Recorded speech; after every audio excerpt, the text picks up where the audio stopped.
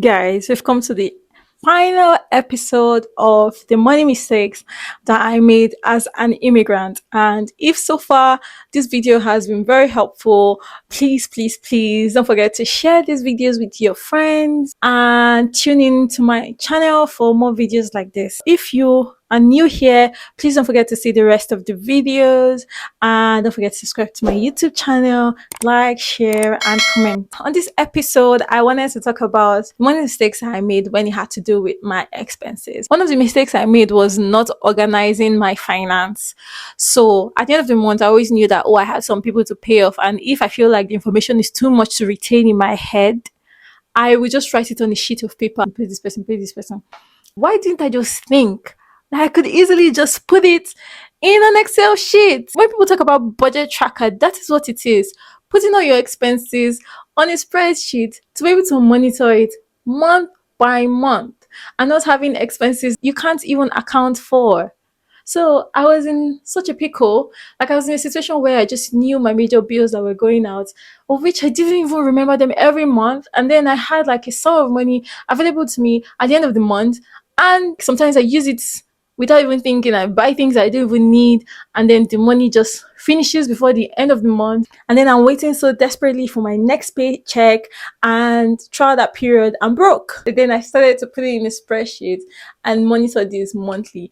That way, if I know that if I have £100 at the end of each month, after my salary, I would split that £100 into 4 weeks. So I know that there's a certain limit that I can't pass or go over at the end of every week. So initially, my finances were like all over the place until I actually took this tiny but very important steps. So if you're not organizing your finance, please start to do that now so that you can be able to track your expenses and budget for things that you want to do in the future rather than just spending without thinking. Obviously, there will be like expenses that we didn't even plan for or we didn't budget for that might come out during the month, but at least you know where a major of your money is going into. Secondly, there was a time I started to use buy now or pay later.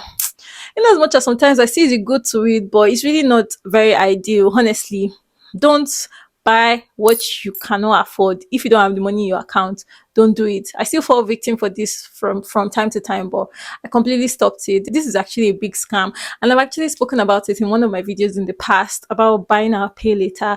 This can actually make you broke if you don't take care. It's still the same thing as owning a credit card or so, a credit agency or something like that. So avoid it, especially if you don't even have discipline. If you know that you don't have discipline to save yourself, avoid buy now, pay later. Just do what you can do. Do what your money can carry you. If you can't afford it at that point in time, you wait till the next month and budget for it in your budget tracker for the following month.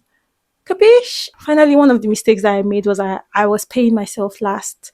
I mean, when I write a list of all the expenses I have, I'm also an expense. Like, I should be paying myself too. I need salary. So once my rent takes their own, all the rest of the bills take their own, the credit card takes their own money, I also need salary too. I need to be paid. I didn't used to pay myself. And this payment I'm talking about is not the one that I will spend or not the one that you will leave at your disposal to spend at the end of each month. No, it's the one that I'll just keep somewhere.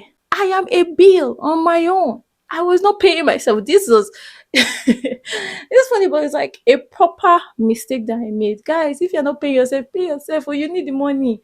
You need it. It's part of your savings. So guys, finally, I've come to the end of this series. I just hope that this video has helped somebody in one way or the other.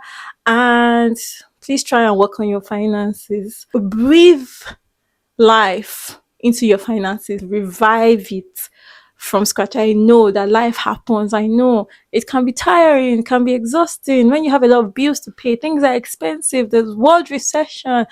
See, it's just a tiny bit. No matter how little, just try. Try to save. Try to educate yourself about your finances, personal finance, and stuff like that. Try and get a lot of information about these things to help you.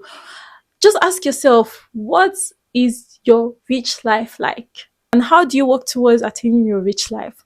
Start taking those steps now. The people that are rich today is not one day. they took to be rich. They actually took tiny steps. You know the popular saying, tiny drops of water makes a mighty ocean. So keep dropping those tiny drops of money.